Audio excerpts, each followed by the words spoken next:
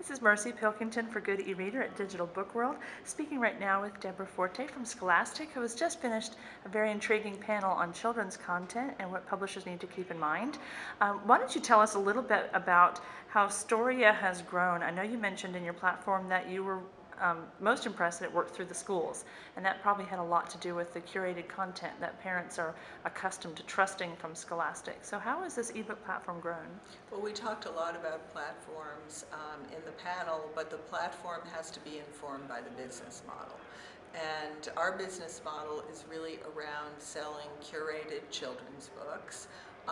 We partner with the teacher, we support the teacher, and the teacher supports us because we both have the same goal, which is really promoting a love for reading. And so if we can help the teacher get her kids reading for pleasure, they're going to read better for school. And so they support us, we support them. Storia is a platform that really engages the child. It involves the parent and teacher in the process because there's a dashboard for them where they can see what the kids are reading and how much they're reading. And we also allow our audiences to discover books, which is a huge topic of conversation at this conference. In these big digital ecosystems, on all of these screens, on all of these devices, how are kids discovering books? How are parents buying books and finding the right book for their child? We think a lot about connecting the right book with a child, not any book, because you know when you do that, you have the chance of building a lifelong reader. And so that's what all of us as children's publishers want to do, create a culture of readers. And we actually believe that digital provides a host of new opportunities to do that with the tools available to us going on these platforms, in these digital ecosystems. It allows you to personalize the experience for kids, which you can't do in a bookstore and you can't do in a print book. Kids read books different ways. In the Storia platform, we allow them to read books differently. The same child might read a Goosebumps book very differently than a classmate of theirs.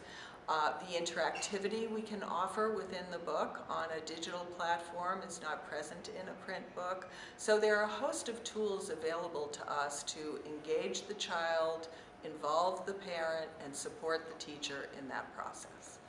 As a classroom teacher myself, one of the issues that I struggle with is finding the funding for even a classroom library, let alone a school library. So how has basically the growth of ebooks for children actually helped support the education, not just the pleasure reading for students? Well, I think they're tied together. It's very hard to make a child read a book. You can do it, but they're tied together. So if you get a child to like to read, which is the first step, get them comfortable with books, excited about reading and books, then you're going to build a reader. And that's really what we want to do. And we do that in concert with the school. And part of it is the experience, and part of it is selecting the book, and part of it relates to price as well. So all of those things play a factor in the value proposition that we're presenting to parents.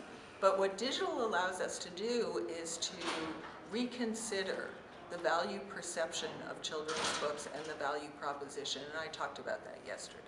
Right.